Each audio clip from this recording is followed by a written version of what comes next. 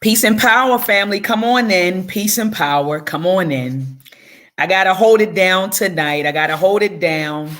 And hopefully I won't be an hour and 20 minutes. I mean, hour and 30 minutes. The last time I had to hold it down, I was an hour and 30 minutes talking away with the family in the chat. But I got to hold it down tonight. Brother T, he's a Mason. And I believe the Masons are doing something tonight.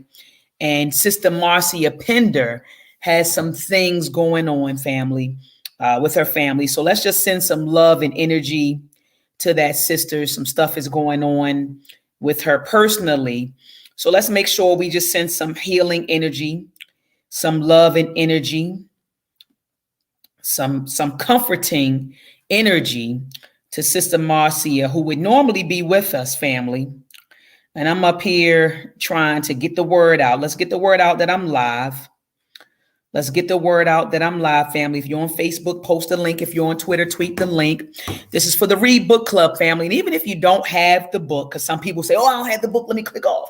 Even if you don't have the book, family, even if you don't have the book, still participate in the discussion. Tonight, I am discussing chapter 6 of They Were Her Property, White Women as Slave Owners in the American South by Dr. Stephanie Jones Rogers, Dr. Stephanie E. Jones Rogers. All right. And I'm going to hold it down tonight because I feel like, it seems like every other week, we got to reschedule. And the longer we postpone getting through this book, it's going to take us, 3 months to get through the book, right? So we can't keep postponing, okay? We can't keep postponing. But tonight I'm going to be discussing chapter 6, and I'm going to need a lot of participation in the chat. So I need you all to talk back to me in the chat. Ashe. And if you hear me say it, if you heard me say that, I want you to drop Ashe in the chat. Tonight, Dr. Ma'at is holding it down. The panel members got a lot going on. Brother T's at an event. Sister Marcia Pender, we're going to send love and energy to her. Something happened with her dad and the family. It's a lot of stuff going on. So I'm going to need you all to participate. Ashe, I see the family. The Maadian family is definitely in the building. Let me shout out the Maadian family. I see Sister Juju. Oh my gosh, I love Sister Juju. I'm telling you, Sister Juju is like the best moderator on YouTube. So shout out to Sister Juju in the building. She said, we here. Peace and love to you, Brother Zane. And you know what's crazy? When I think of Brother Zane and Sister Juju, you all support all of the platforms by the family. So shout out to the Real Black Atheist, Brother Anka Ket, Pseudo Killers, Dagger Squad. I see you all. Every time I go to their platform, Sister Juju and Brother Zane, I see you all in the chat. So peace and love to a beautiful mind. She says, what's up to everyone? Hold on. Let me show these comments. Let me show the comments. That's Sister Juju right there, family. So peace and love to Sister Juju. Always supporting all of the platforms. Peace and love to you, Sister Juju. I see Brother Zane is in the building. Peace to you, Brother Zane. I see a beautiful mind. Peace to you, a beautiful mind in the building. This is another Queen Mother right here, Darnette Mitchell. Peace and love to you, Sister Darnette. The Maadian family is definitely in the building. Lay low love, peace and love to you, Queen. It was beautiful building with you. I think we were building about a week ago. And so we're going to get conscious ingenuity popping right over there in Texas. I think you said Houston. Tell me if I put it in the chat. I think we were talking about Houston, not Dallas, but Houston. So we're going to get conscious ingenuity out there. And it's going to be offered through Sister Lay Low. She corrected me. I always say Lalo, but it's Lay Low. Lay Low love. Peace and love to you. Peace and love. Sister Juju said she can provide a link to the book for free. She said it's a download. She said, but it's free. Okay. And if the author is, providing people with a download, it's all love. Yeah, Hotspot. Peace to Brother Hotspot Casino. He said it's understandable. Yeah, the panel got a lot going on. Brother T has an event. And then you had Sister Marcia, some stuff is going on. But I see the Queen Mother, Jeanette, is in the building. She said, Ashe, so she hear me. Peace, love, says peace, Dr. Ma'at in chat. Where we at? Donette said, thank you. Greetings from, okay, so she's in Cali. She said, located in the middle of Sacramento. And Donette, my family, I got family in the Bay. Shout out to the Bay. Shout out to the Bay Area. So she said she's in Cali. I gotta holler at you, Don, that when I get out there. All right, I see Baba's in the building. Peace and love to you, Baba. Baba Gregory's in the building. Peace and love to you. And the family said Ashe. So I'm gonna need a lot of your participation. And and I'll drop the link in the chat. I'll drop the link in the chat if you all want to, come on in and say some things. But like I said, we got to get through this book. If we keep on postponing it, it'll be the middle of the summer before we finish this book. So I'm going to go ahead and post the link to the link if you want to jump on a panel with me to co-host with me. So anyway, family, tonight we're discussing chapter 6 of They Were Her Property. And you see the title, the masculinized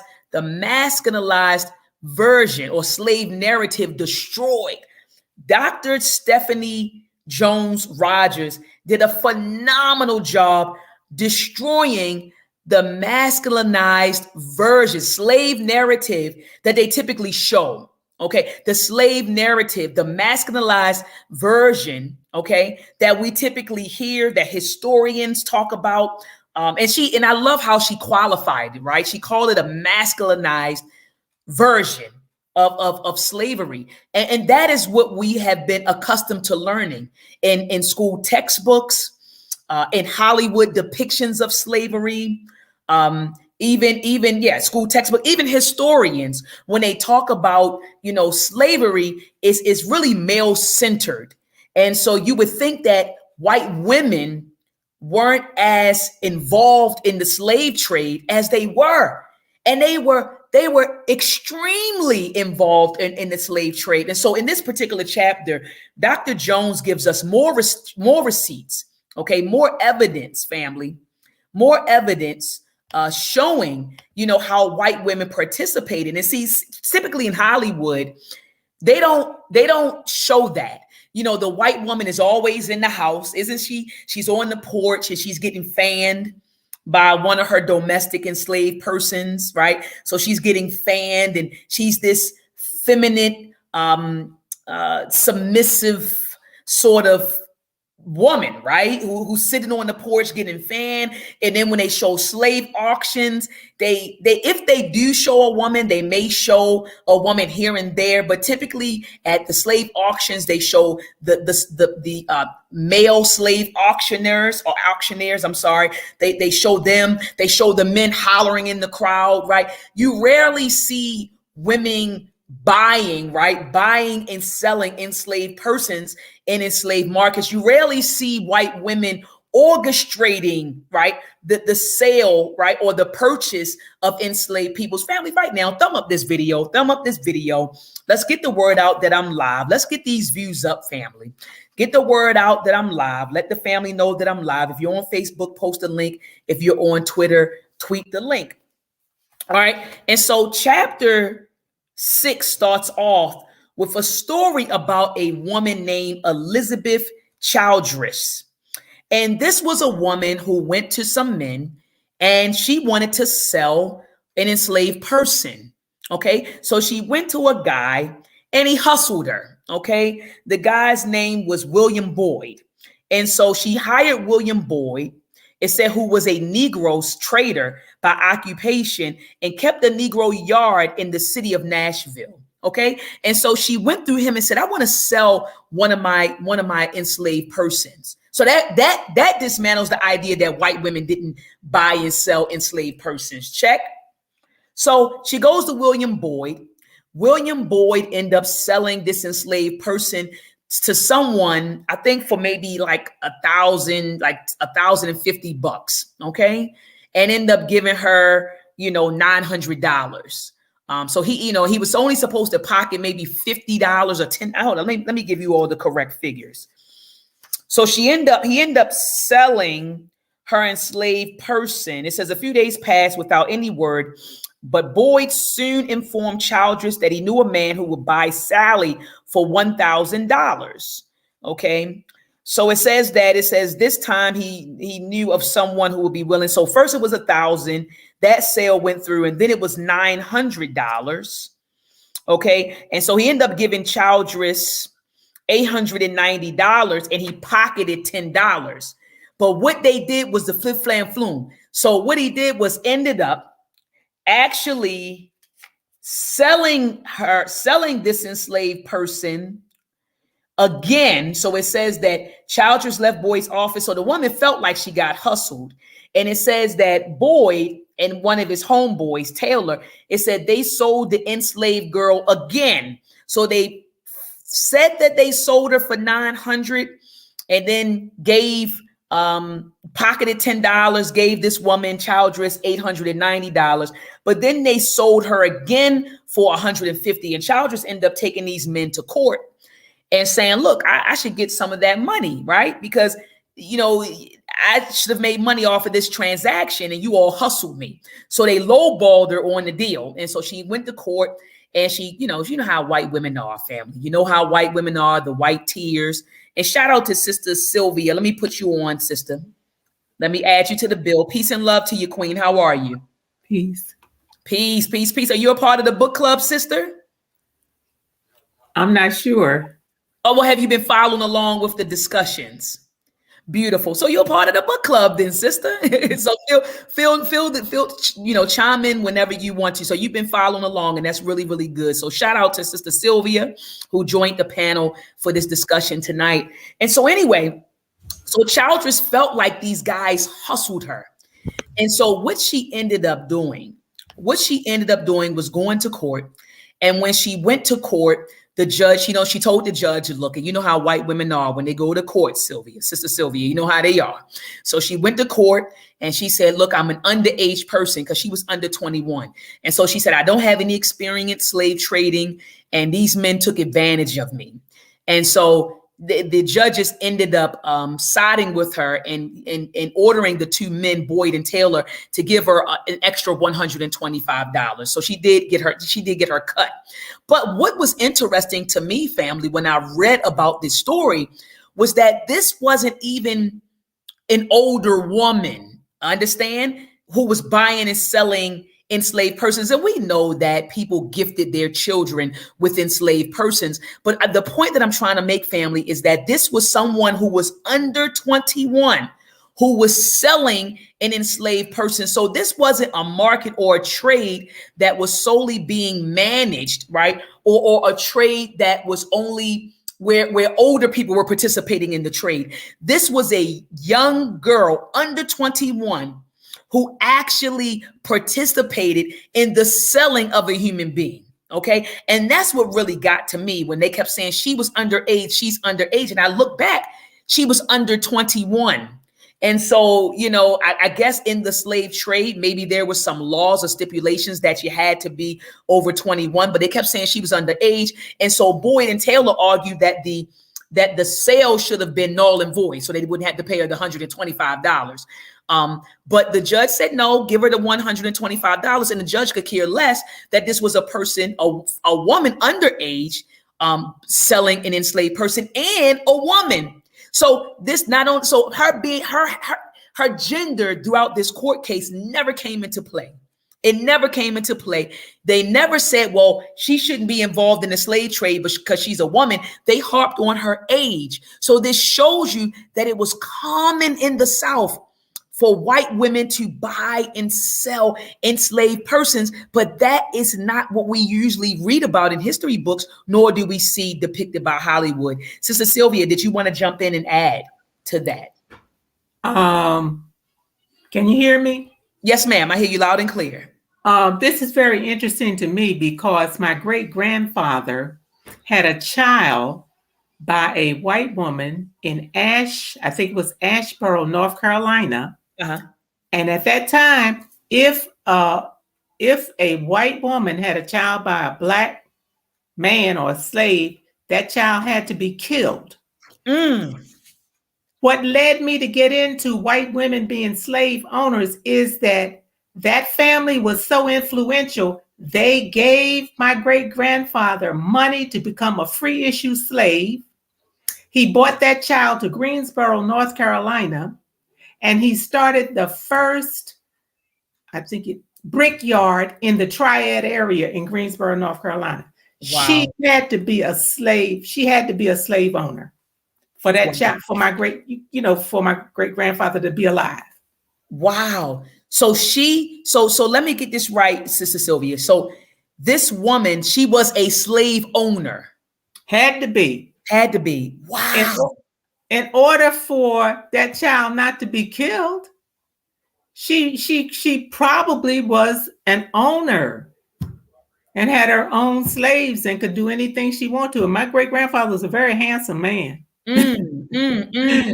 But Yeah. what you're giving us, and see what you're doing, Sister Sylvia, is giving us credence to what Dr. Rogers is saying, that white women were slave owners as well. They weren't just simply mistresses, Sister Sylvia, sitting on the porch all day sipping tea and getting fanned. These women were actively involved in the buying and selling and trading of enslaved persons. So really, thank you so much, Sister Sylvia, for sharing your story. So Dr. Rogers goes on to talk about the quantitative data analysis, and I'm at the top of page 126 for people who are following along with me in the text. She says that qualitative data analysis of the domestic slave trade have ignored female slave owners, be they single, married, or widow.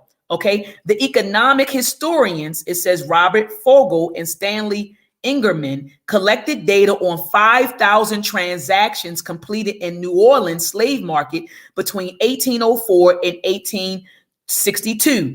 Their findings have since become one of the most widely used data sets in the studies of American slavery, yet they offer no specific data about white women's slave market activities or buying and selling patterns.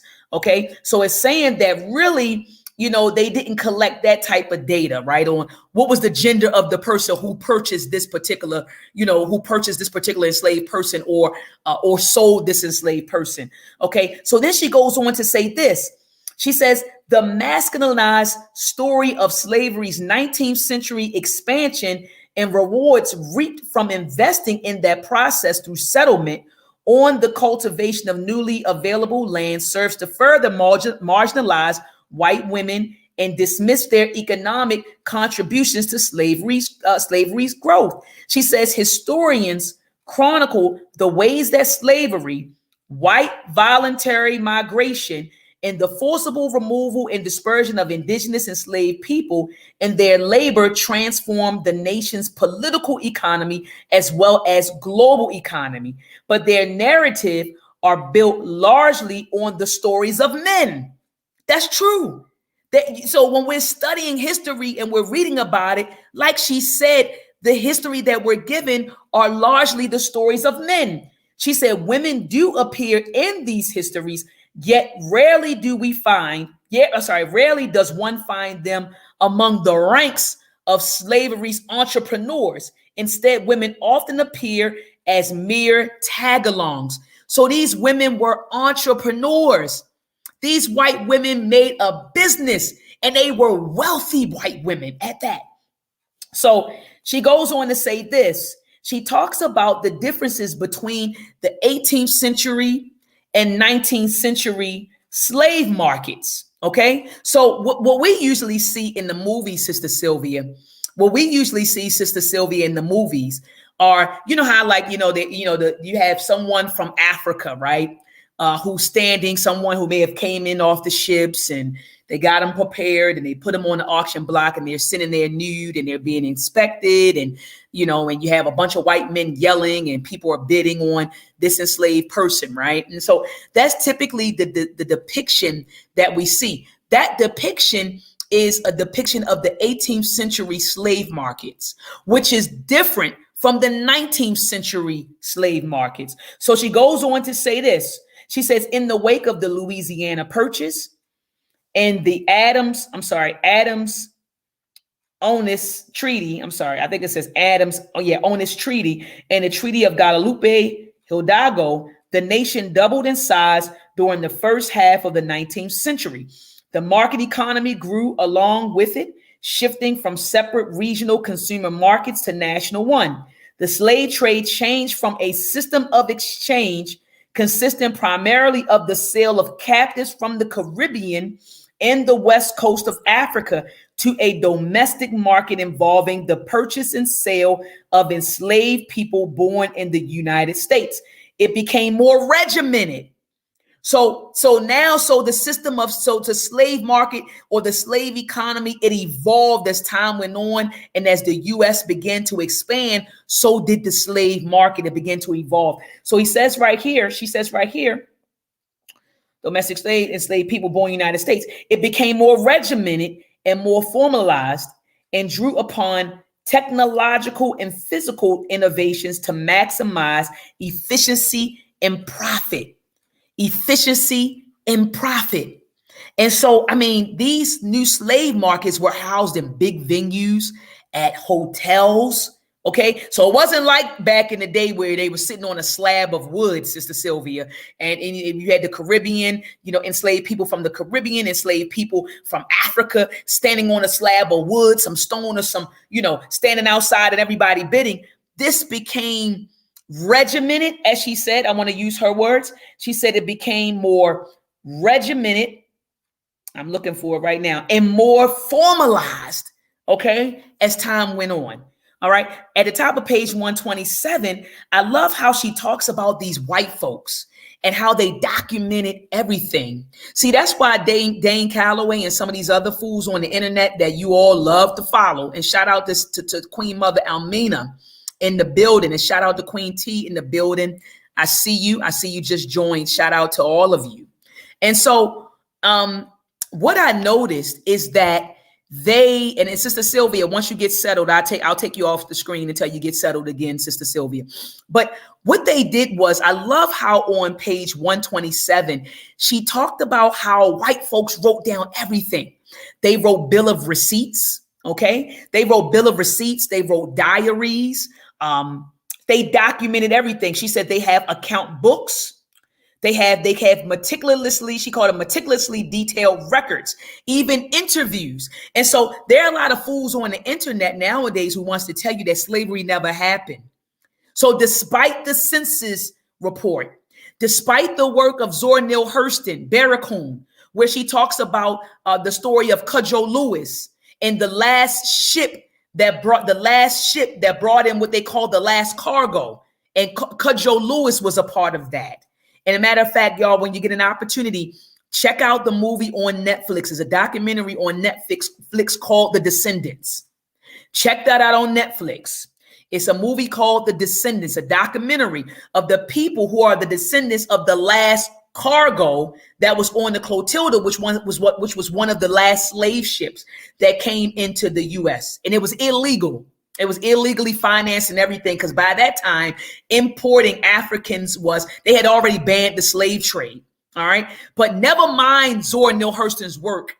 Never mind these diaries. Never mind the census report. You actually have ignorant people on the internet who will tell you that slavery never happened, that the slave trade never happened. So despite the documents that we have, despite the letters that we have from the American Colonization Society that are on display at the Library of Congress, which will tell you what the brothers and sisters was going through in the 1800s. Despite that documentation, these fools will tell you that the slave trade never happened.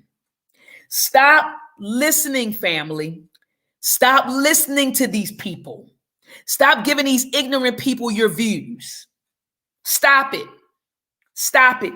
And this is why it's important to read. See, people who read and research, you can't come and tell us that foolishness. We won't even listen to you.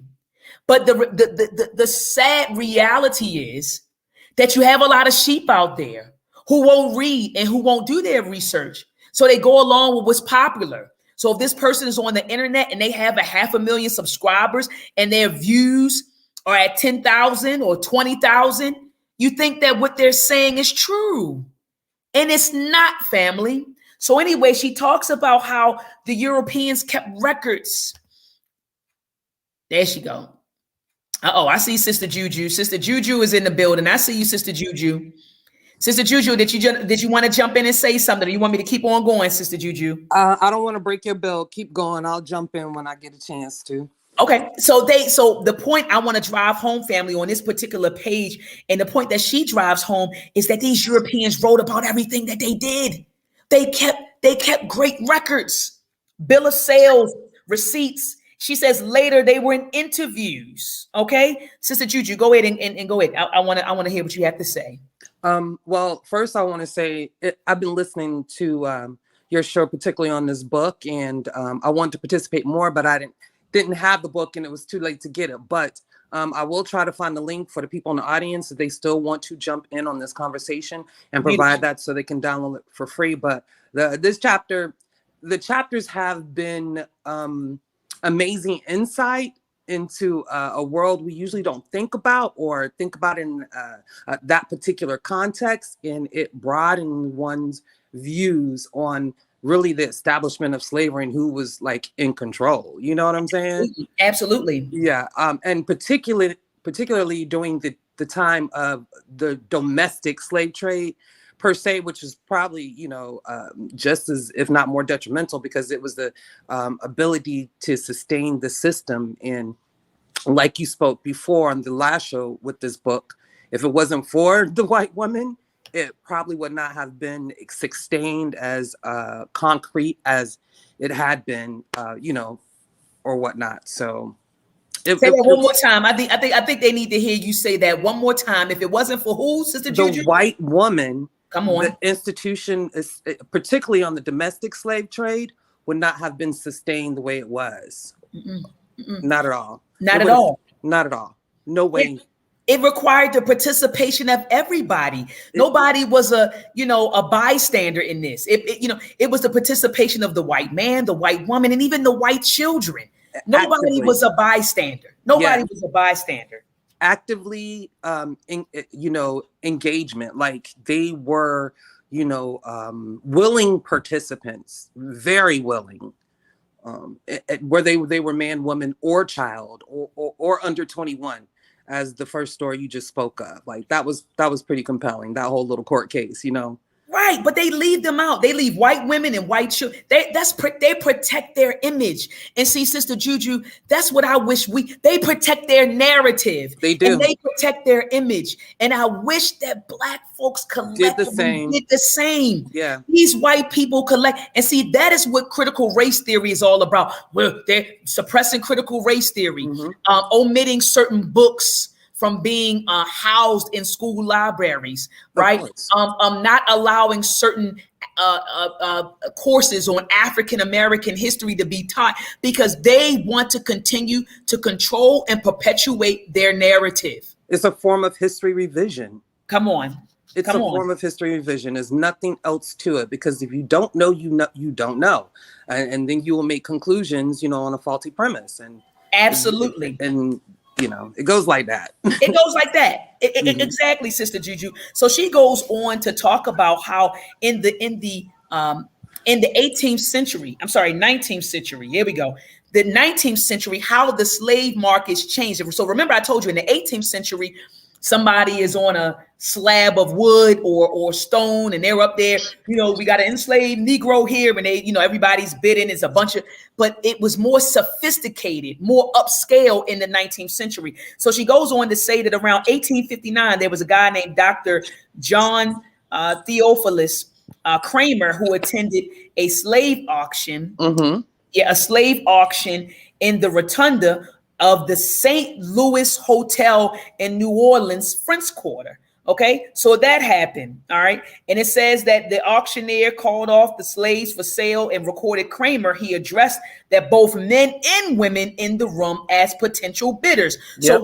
So when they went to this auction, okay, in a hotel, it's not on the side of the road, Sister Juju, like back in the days, right? I'm talking about the 18th century. Now they're in hotels conducting slave trades, right? Buying and selling of enslaved people. So it says that Kramer, this doctor, when he wrote down what he saw men and women in the audience. And he said even the slave auctioneer acknowledged the women in the audience. He said this, ladies and gentlemen, he said, look here at this healthy child, right? And so even slave auctioneers addressed the women who were in the building. So page 128, it says the slave sale that Kramer attended and described does not conform to the kind of auction ordinarily associated with such transactions, right? It says Kramer describes an upscale, sanitized. Oh, I hear echo. I'm a mute. It says an upscale, sanitized, and more palatable scene in striking contrast to the conventional image of scantily clad slave up on an auction block in the center of a male audience of prospective buyers, usually in an auction house located in a obscure section of a city's commercial district. It says the St. Louis Hotel was one of the finest establishments in the city. This is where these white folks were conducting their slave trading. So it says the author and clergyman Joseph Halt Ingram also encountered a woman in Natchez, Mississippi slave market. So these are just receipts, family. These are just receipts just of men who were going to slave auctions and seeing white women present there. So again, Dr. Rogers is destroying the masculinized slave narrative that we are accustomed to learning. So then it says, Frederica Bremer was keenly interested in visiting slave auctions, markets, and yards during her forays into the South, and wrote in detail about women she met there. So she was accompanied by a male escort in New Orleans, his name is not Bremer, her name is Bremer. But this was a woman she was going around the slave auctions and markets and yards, and she wrote about it. Okay. She talked about all the young people that she saw. Okay. And she said there was even one little boy who was only about 6. So she saw a lot of young people, family. And so let me tell you, Sister Juju and Sister Sylvia, what this did for me. I remember there was a journalist. I forgot her name. I'm having a brain freeze, but this was a sister who's a professor at the School of Journalism at Morgan State University. I got to look her up, family. And I got to tell, she's a bad sister. And she told me she was in the process of talking about how the slave trade was more like child trafficking, if any, because she said they didn't go to Africa and get the older people. Like she said, they took a lot of she said it was a lot of young children on those boats. Okay, on those boats during the Middle Passage. And then think about it, Sister Juju. I'm just thinking about Brother Cudjoe Lewis. He said to Zora Neale Hurston when she wrote her book, Barracoon, when she interviewed Cudjoe Lewis, he said he was 19 when he got snatched. So they went to Africa. They didn't go to Africa and get the elders. I mean, you understand? They went and got young people. So she said it was more like child trafficking. We think it was adults, and typically that's what they show in the slave movies. It's adults laying there, during the Middle Passage. It was a lot of young people, preteens and teenagers housed on those ships.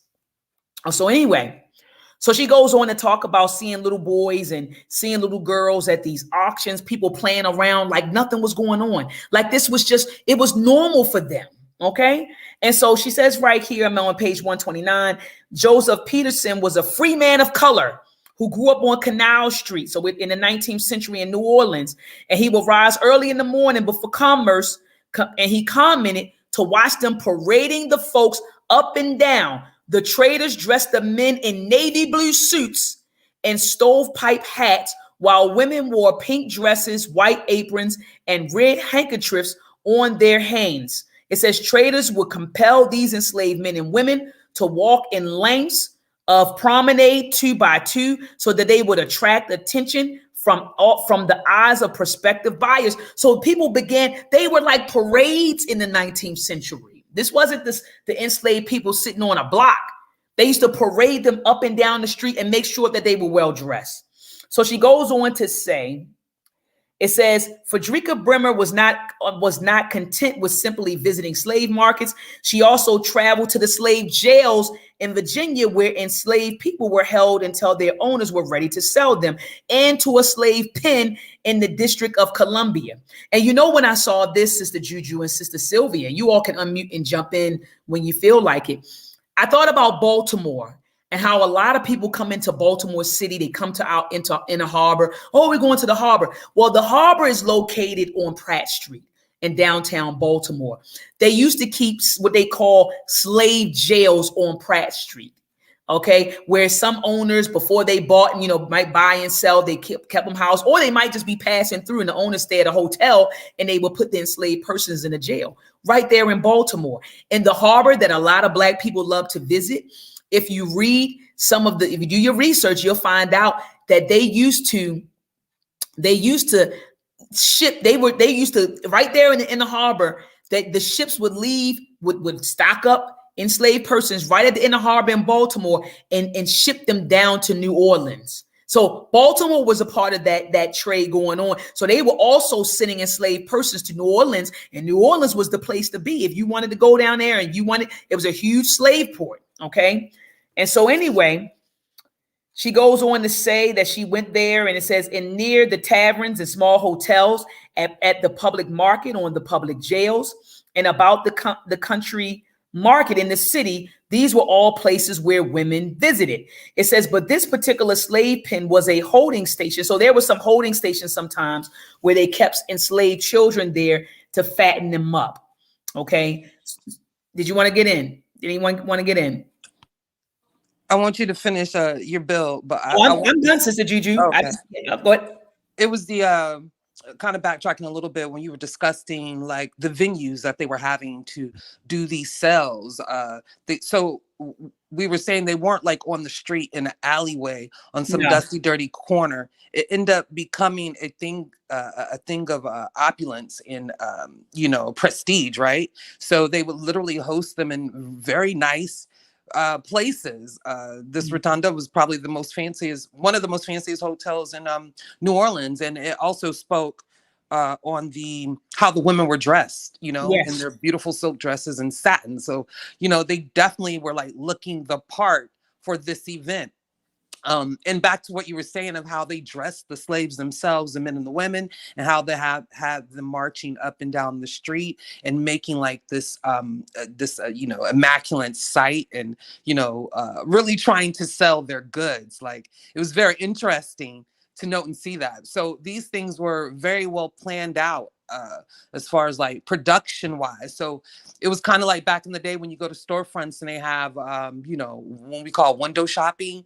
Remember how they used to do the mannequins, and that used to be a big thing to make these attractive like storefront sites. It's almost the same thing they did with the slave trade. Like, they made it as appealing, as attractive to everyone, just not white men, but also white women. And I think as you go along, we haven't gotten to that part yet, but it gets more specific later on in that chapter. Absolutely. And if I don't touch it, Sister Juju, stop me in my tracks. Okay. So that we touch it. Absolutely. Sister Sylvia, did you want to jump in? Yeah, I wanted to say that I read somewhere that the highest federal clearance goes to historians so that they can write any kind of junk or lies they want to write. They get the highest clearance, federal clearance. Wow. To, like you said, to put out whatever revision, as Sister Juju said earlier, to put out whatever they want to put out, they put out. Daggone. Thank you so much for that, Sister Sylvia. You said the highest federal clearance. Wow. Yeah, they want to maintain, Sister Sylvia. They want to maintain, the narrative. They want to maintain. So that's why you got a lot of young white people running around here saying things like, why should we pay reparations? I mean, you get what I'm saying? So they don't even, I always say, when I think of how we are victims of miseducation, so are white folks. When I was putting out a lot of history, and folks, they were mad at me when I put out Meltrek and, oh, that's not true, Black history, that y'all never did this, and I'm looking at them, I said, wow. So not only are we victims of miseducation, white people are victims of miseducation as well. I guarantee you, Sister Juju, this information that we're discussing about the white women's and white children's role in enslavement, I guarantee you that most of these white folks, they wouldn't even know what we were talking about, Sister Juju. Have no clue. They are clueless. I feel like if they knew, knew at all the power that white women held in the 18th century, 19th century, that they would actually act differently. if they knew that white women had this type of power. And of course, that is not like common public knowledge. And for many reasons it wasn't. So, but you spoke on miseducation of white people. Yes, more so I think than Black people, actually. Absolutely.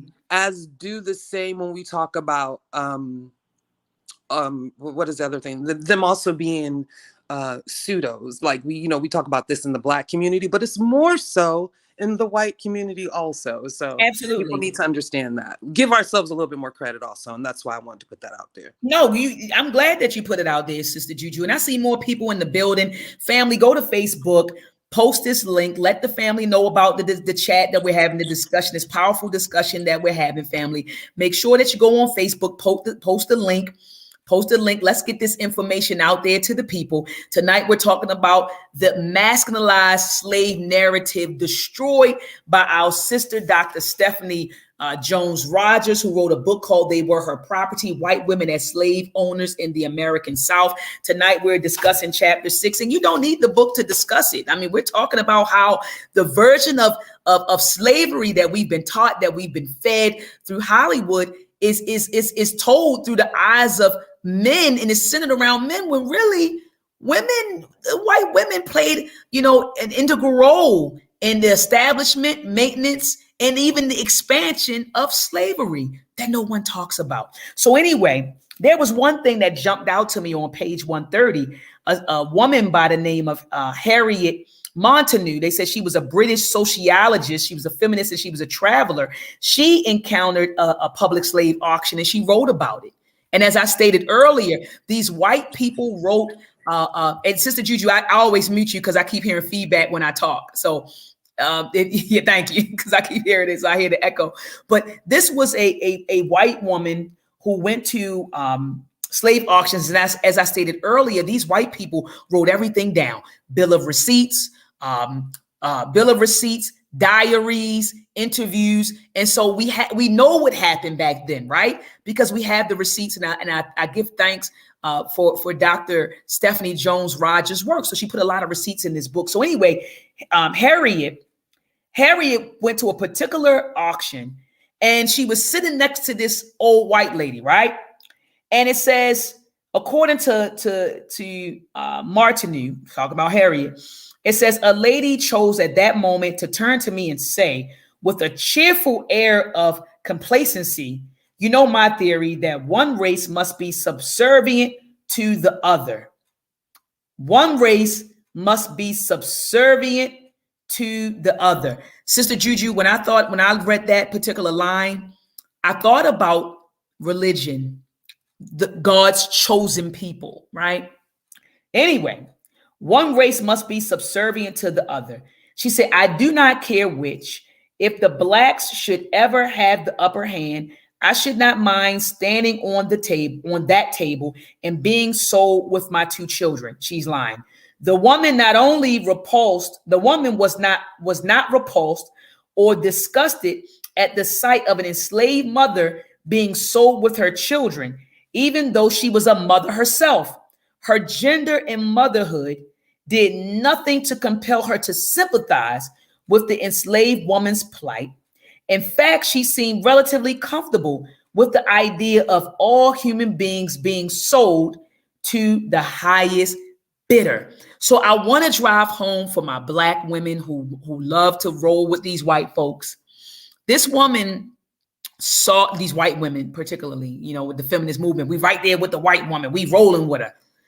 She didn't give a damn. This white woman did not care. She sat right there. She was a mother. She had children. And she sat at the slave auction. And she was okay watching an enslaved mother, get sold along with her children. She was okay with that. She didn't empathize with her at all. And that's because of the way they viewed us. They viewed us as beasts. They viewed us as subhuman, right? Subhuman. And actually viewed us as their property. So there was no connection there. So anyway, it says at the top of page 131, Dr. Jones says, as this encounter shows, she talks about how slave traders and dealers did not consider female purchases to be anomaly. So she before I even read that, Dr. Jones went on to talk about a woman named Anne Maria Davison and her acquaintance, Mrs. Benton. They solicited New Orleans residents for donations to support a Bible cause that they came in contact with 4 Negro trade yards. So they were going around trying to get support for this Bible cause and came across what they call 4 Negro traders yards. And so she says right here, she says, we stopped at the door of one of them, not knowing his character. So she didn't know that it was a Negro trade yard. So she says, we stopped here and, we didn't know its character. It says one of the most pleasant smiles sat upon the face of the odious trafficker as he advanced to the door and invited us in. So he invited these white women in. So he's running the Negro yard. He's like, come on in and see what I have going on. So she said, true to my earnest desire to see all I could of the traffic, I said, let us go in. So she said, the trader looked all delight. He said, here, ladies, said he, as fine a lot of young Negroes you will find anywhere, and turning around to them who were all seated on benches around a large room in their newly purchased suit for the occasion. He gave this word a command in a very peremptory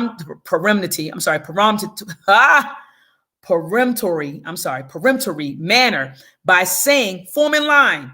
In an instant, all sprung to their feet, making 2 long rows, not one seemingly over 20 years old.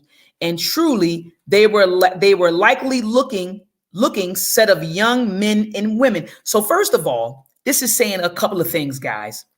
One, it was common for women to participate in slave trading. That's why the guy said, come on in. The guy who was running what they call the Negro trade yard, he saw 2 women. He said, come on in, because he looked at them as potential buyers. So that shows you how common it was for women, white women, to participate in the buying, selling, and trading of enslaved persons.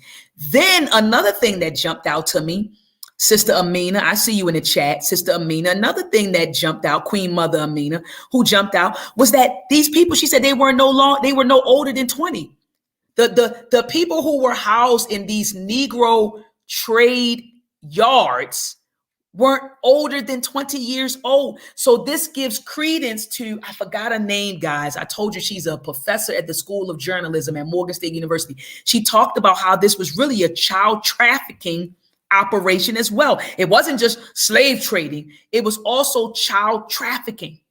All right, let me keep going because it's a lot. All right, so it says that women could examine enslaved people's bodies, take notice of their features, talk to them, and express their desire to buy them, all in public view. This is what white women were doing.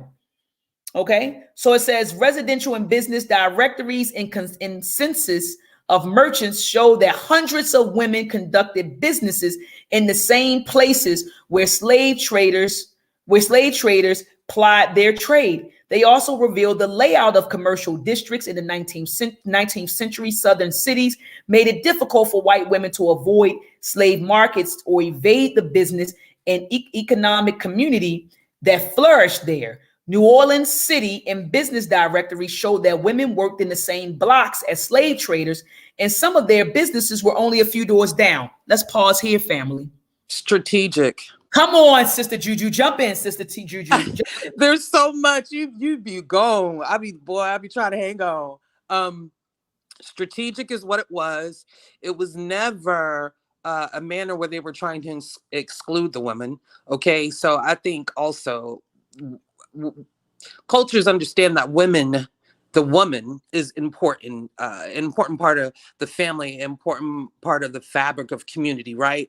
And she actually holds a lot of access to many things. Like this is known, right? So these things were done strategically, and I don't think you got to the part yet, but if you continue to read, it's going to talk about how it wasn't where these women entrepreneurs or businesses were trying to set up where these slave trades took place, but it was actually the other way around. Like these businesses were coming to these women's areas because they knew that was essentially the marketplace where not only these women could participate, and that, but as other people were coming to buy other goods, they can also be exposed to, you know, newly acquired slaves or whatnot. So very strategic.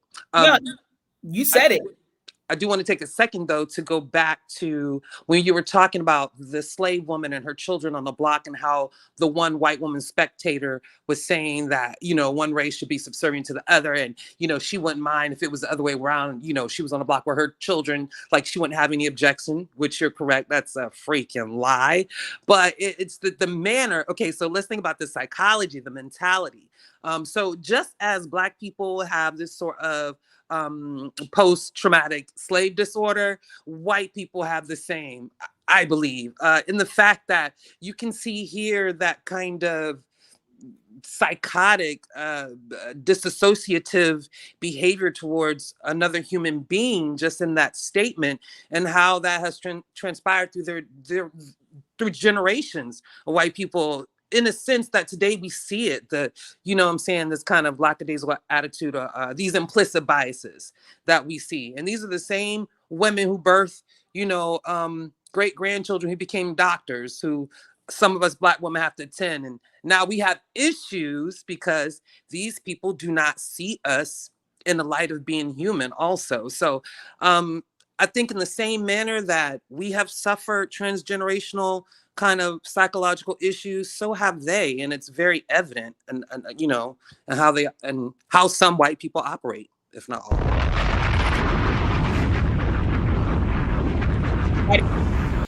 Sister Juju. I had to drop a bomb for you, Sister Juju. That's all good. I appreciate it. No, I had to drop a bomb for you, but it's so, everything you said is facts. Everything you said.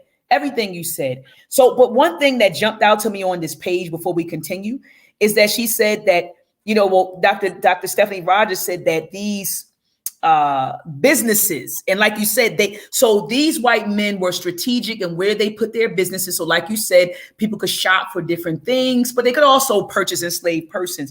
But they didn't just say, oh, I'm a slave trader, right? They didn't identify themselves. I'm just a slave trader. It says speak on that. It says, of course, many people involved in the slave trade did not call themselves traders, dealers, auctioneers.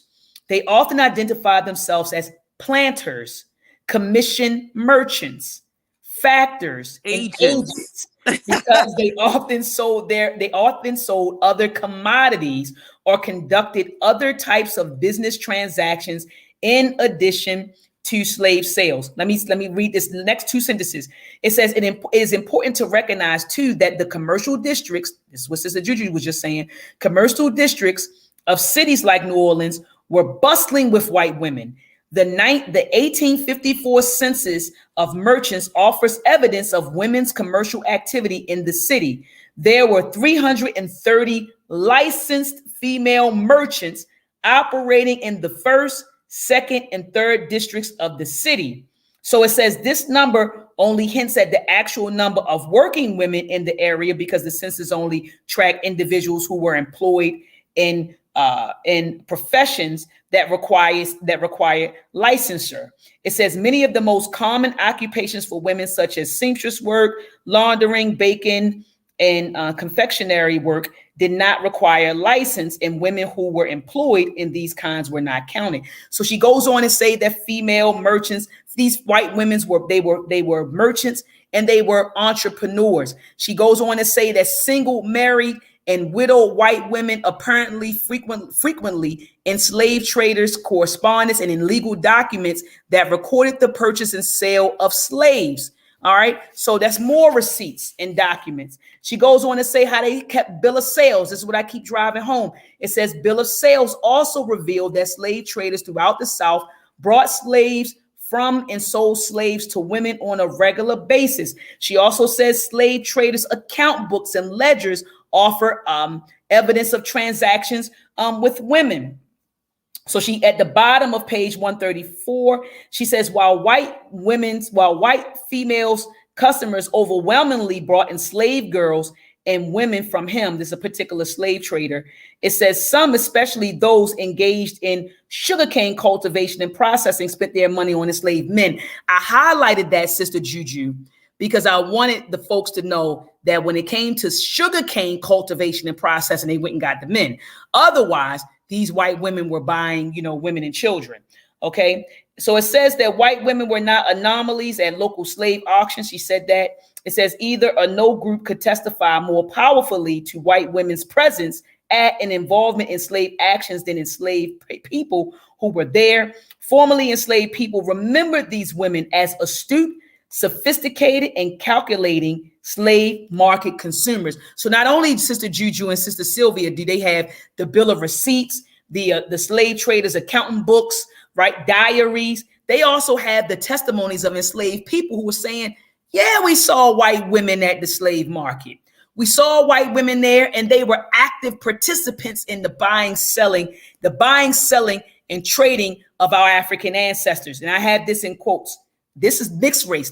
And I know this probably spoke to Sister Sylvia when she shared her story earlier, family. You got to go back and look at it.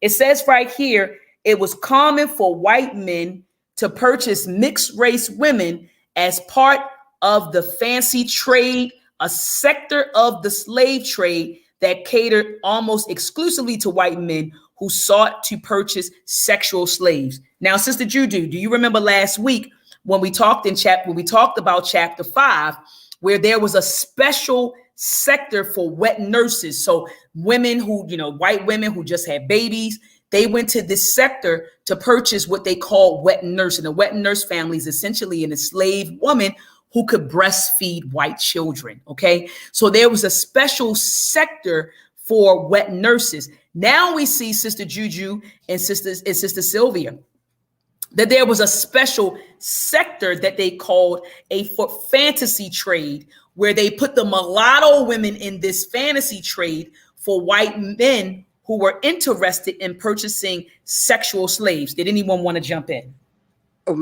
Well, we do know that with that, the fancy trade, and towards the end of the chapter, it gets more into that. But let's just say that white women weren't particularly too fancy with the mulatto ones. Okay? Come on. I know what you're talking about, Sister Juju. I'm there. We almost there. Yeah, they weren't too fancy with the mulatto slaves. And this also points to the fact that we are witnessing the formulation of specialized markets within the slave trade. And this speaks to that particularly. But I'll let you continue. That's all I have to say. They weren't fancy to the mulattoes. Absolutely. And so we about to get to that too, Sister Juju. That's why I'm trying to, because I know we got about 10 minutes left. I got about 10 minutes left on here, then I got to jump off. So we're going to definitely get to that. So it says right here at the bottom, sometimes white women saw financial opportunities in the very situations that white men thought burdensome. So enslaved children, white men were like, man, like one white guy he was transporting the slaves from one place to another place. The baby cried so bad, he gave the baby to somebody for a present. Okay. But white women understood, well, hold on, if we just nurture this child, eventually it's going to pay off when this child becomes of working age. But the white women weren't that, they weren't that, patient. They were just like, look, I don't want to deal with no crying baby. I'm trying to transport people from one place to another. But the white women said, I'll go ahead and go to the slave market and I'll purchase these babies. Because they remember the babies, they were sold at a much lower price, than enslaved persons, because they couldn't work. Right. And so, but white women were in it for the long haul. White women understood that I can purchase this child now, and I'll just get an enslaved mother to nurture this white child until he or she becomes of age. And especially if that child was a female child, because not only would that child be working, but that child would also give birth to other children who would then become workers. So those white women were thinking about the long game, right? Where these white men weren't. That was a BOGO. That was a buy one, get one. And that's what the women were saying. Exactly. The women were saying, come on, So anyway, it goes on to say, I'm on page 137, the intricacies of this sales has made it abundantly clear that women did engage in complex. Okay. So, all right, I need to go there. I'm on page 138. Okay. On 138, she describes this incident where there was a father who went to the slave auction, and he made it clear to the slave auctioneer or the commissioner and even the people in the crowd that he was bidding on an enslaved person for his daughter. He made it clear. He was like, I'm not even here for myself. I'm here for my daughter. That's why I called the title of this particular chapter, The Masculinized Slave Narrative Destroyed. So here it is, a white man at the auction saying, man, I'm not even here for me. I'm just here for doing the bidding for my daughter, because I think, he said that the daughter didn't like large crowds, and she wasn't experienced, is what I got from that. Yeah, she wasn't experienced. Yeah, and so she just said, let my father do it. But nonetheless, he was there doing her bidding. I gotta say something to that. So we see here a white man who's being very submissive to a young white woman, his daughter. So it's just a very interesting dynamic. The narrative that we are told, or that the majority knows, is, essentially not the narrative that was in reality. And that was one piece right there that spoke out for me. And it was known that he wasn't there. He made it known even to the person running the auction. So, I mean, the intricacies were very compelling when reading these chapters or whatnot. So I thought that was interesting. I just want to point that out. Continue. No, absolutely. And I gotta get ready. I'm getting the call from the family, like, hold up, it's past 8 o'clock. Okay. And we started a little late. That's why. And then on page, and thank you, Sister Juju, for pointing it out.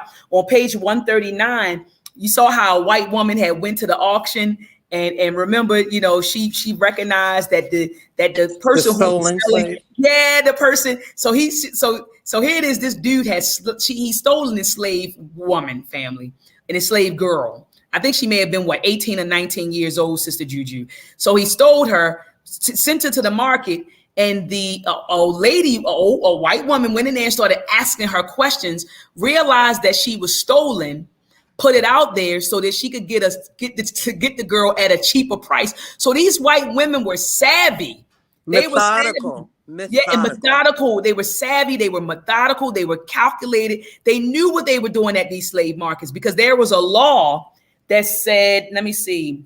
There was a law that said, you couldn't separate a child from their mother until they was a certain age, and it was suspected that this child had been. So I think the lady actually recognized the child, or recognize that she probably was stolen, and she used that to her advantage. Did she? And so it says sold away from her mother, something that was strictly prohibited under Louisiana acts passed in 1806. And again, on January the 31st, 1839, these acts stipulated that individuals must sell enslaved children who were younger than 10 with their mothers unless they were orphans. And like you said, that white woman knew that this child was stolen, and she used that to her advantage to buy her at a lower price. She didn't even care, Sister Juju, about whether or not she was stolen. She was just trying to get, a bang for her buck. That was implicit biases exercised early on. Absolutely. Absolutely. I want to jump in because I know you got to go, and we got to move through it and get to the end. And I think the last 3 or 4 pages of the chapter were pretty crazy, but let's point it out. And I don't know if we got to it yet, but I want to make it clear that it became an issue where now they were actually having specialized auctions catered just to women. Yes, get to that. Yes. People need to understand that. I mean, they would put an auction out, flyer out, and then they were young slave Negro boy gonna be for sale. But these auctions or these events were especially for women. Absolutely. No, I'm literally I'm skipping past those 2 pages. I'm glad you summarized them, that they had ladies only auctions, family, where they sold enslaved persons and other commodities. So she goes on to page 42. It says, when women sold slaves in public markets, they sometimes did so because of familiar family responsibility. So trying to pay off debts. It says sometimes women also sold enslaved people because they were too old, because they were male instead of female, or because they found their temper disagreeable. Okay. Sometimes, yeah. What did you say, Sister Juju? Or they were sick. Mostly, a lot of times they were Oh like, yeah, if they were sick or things of that nature. It says frequently, though women unburden themselves of laborers, they deem unworthy of their continued investment. And in most cases, they did not. It says they did not care about the lasting consequence such decisions had amongst enslaved people. So sometimes, if they just didn't like your temperament or they felt like they couldn't control you, they sold you. And getting to what you wanted to bring up earlier, Sister Juju, was that there was sometimes where the husband would have a baby with one of the enslaved persons and they would get rid of the mulatto child, you know? So that was something that you mentioned earlier, right, Sister Juju? yeah, Yes. definitely. I mean, in the household, white women did not, really care for the mulatto slave woman because she became fetishized to the white man. And a lot of times they were purchased for the, pleasure of sex. Let's be 100. I mean, and that's the exoticism type behavior. Okay. So They were. It is what it is. No, And it was. At the top of page 143, it says white women sometimes decided to sell enslaved people away from their loved ones and communities for darker reason. Look at this. Olivia Bowles' first mistress sold her because Bowles' master was her father. So sometimes they just sold, like you said, the children that were produced, by their husbands. And so then Sister Juju, she goes on to talk about this woman named Matilda Bushy, who was, she was like kind of in the cut, but her nephew, his name was Bernard Kending, and another guy, he was selling it with Bozeman, James Bozeman. They had a slave trading business that she was underwriting. And so they were really kind of the face of it, but they were buying and selling, slaves, but she was already in the business. Remember, Dr. Jones, she pointed that out or highlighted that this was a woman who was in the business, and she brought her nephew into the business, who established a slave trading, I guess, company and firm or partnership with another guy, Bozeman, but they were buying and selling enslaved persons, right? She was actually underwriting, the buying and selling of enslaved persons, but they were just the face of it. And then remember, Sister Juju, they were always getting called into court. Called into court, getting sued. Because they were hustling sickly slaves and stuff. Exactly, they were. Yeah. But this also shows the importance of family ties and how white people stayed on code. You know what I'm saying? To help it maintain this institution in that manner. Absolutely. So, Sister Juju, could you do me a favor and summarize the last few pages, like three pages I think we have left? Could you summarize those 3 pages, Sister Juju? Okay. So yes, like the final pages of this chapter actually speaks to the fact of the fancy slave trade, and the fancy slave trade was specifically like the wet nurses, a slave trade. This was, okay, we would think it was mostly pushed by white men, and it was for the pleasure of sex for white men, okay? But this fancy trade was maintained particularly through white women. And actually, white women had a greater benefit, per se, than the white men themselves. The white men could, purchase a slave for time, but, whatever that fancy slave made, that white woman got, that was hers. It was not the fancy slave, giving it up, getting her money. It was like the white woman was the ultimate pimp, is what I'm saying. And it was just, that was kind of heartbreaking because that because it was still a white woman slave master, you would think that a woman to woman would be more compassion, or the slave had a choice. And it was no different than it being a white man. If it was white man, these black women didn't have a choice. You understand what I'm saying? They were coerced, they were forced. You do know that they were abused, neglected, the most detrimental harm. Nothing changed when it came to the white woman. She did the same thing to her slave that the white man would do, or worse. So that's pretty much what I got out of it. And I'm not gonna lie, I did rush through the last pages because I wanted to get on the panel and participate. No, absolutely. So what you got out of the last 3 pages is that white female slave owners were just as brutal as their male counterpart. Absolutely. if not more detrimental, you know? Absolutely. Daggone. And so, Sister Juju, were there specific examples that you could give us really quickly, or you don't recall any? Because I know you said you were trying to get through it. I was trying to get through the last 3 pages too. Were there any specific incidents that you want to point out where Dr. Rogers highlighted the brutality of these white women? I mean, not any specifically, because I'm definitely got to go back over those last couple pages, because I'm not going to lie, I rushed through them, but I got the gist of it. I did understand that, you know, it was, that's not a good position to be in. Like that is the worst of the worst of the worst, you know? Absolutely. Absolutely. And so anyway, I see, is that Brother Fox? Let me see. Kamasi Fox, probably. Kamisi? That's right, Kamisi Fox. Kamisi Fox, peace and love to you, brother. What did you want to add to the bill before we get out of here? Right, peace and love. I don't want to take too much of your time. Just honored. I'm glad you let me on the panel. I'm glad I caught you live. Honored to be talking to you because, you know, I'm very aware of you from way back. I've been watching you for years, back when you used to be with Sonetta's channel and you were debating with Israel Doctrine. I remember you from way back, Queen. So I'm honored to be talking to you. Peace and peace, Queen Mother. I can't remember. I don't know your name, but peace.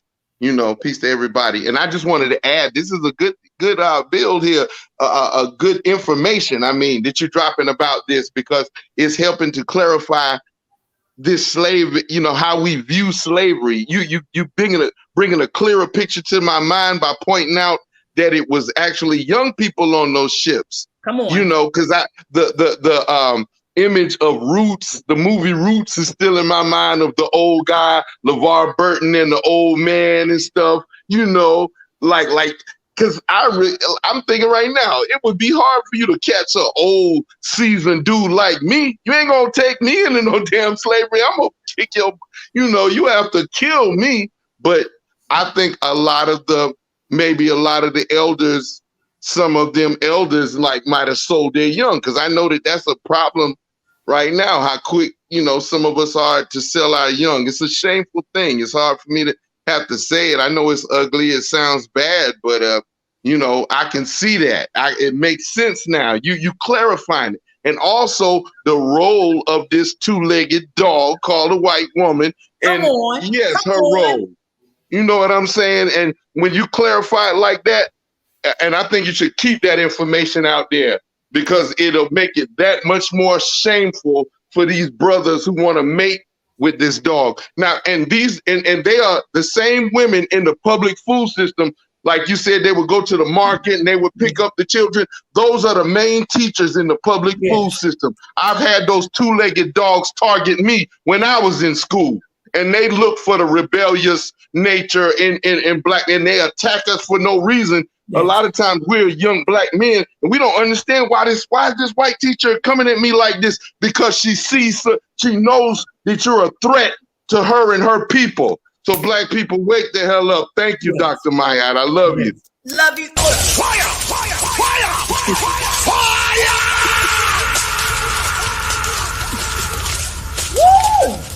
Woo! Not the two-legged dog. Oh. Brother Kamasi, he got to come up here more often. He just gave me so much energy, just hearing his passion and his intellect. Brother, you got me over here. I'm all fired up. So I salute you. I thank you for coming through with those powerful words.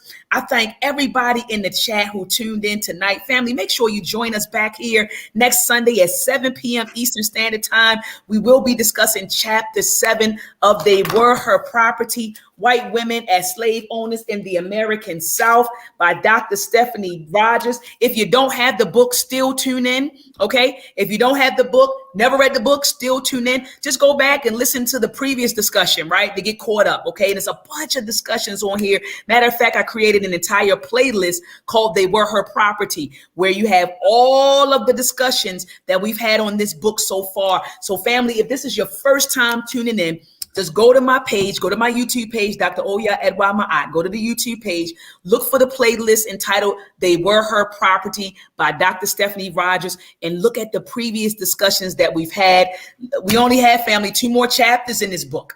2 more chapters, okay? And then we're moving on to another book called Slavery by Another Name. I repeat, We have 2 more chapters to discuss. And after that, we're going to take maybe a 2 or 3 week break. And we're moving to another book called Slavery by Another Name, which talks about Jim Crow. And I mean, I'm telling you, it ain't, you know, I know people say, well, Dr. Mahat, I already know about the black codes. I already know about convict leasing and sharecropping. And I already know about this and that.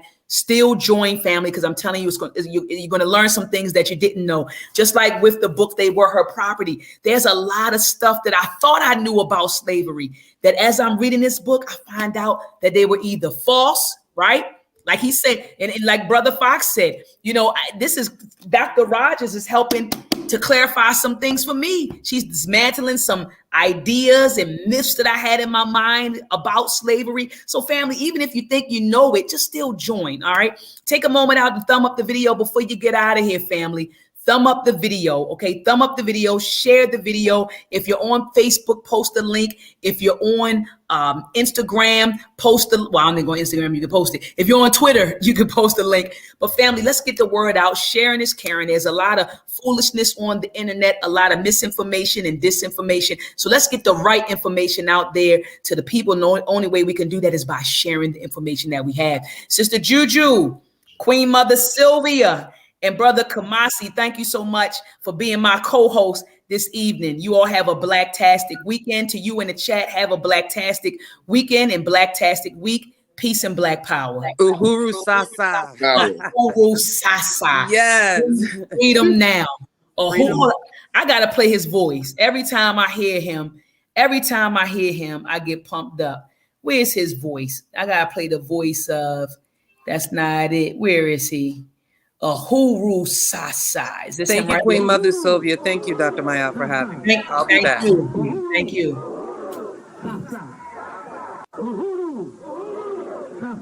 Sasa. Now. Freedom now.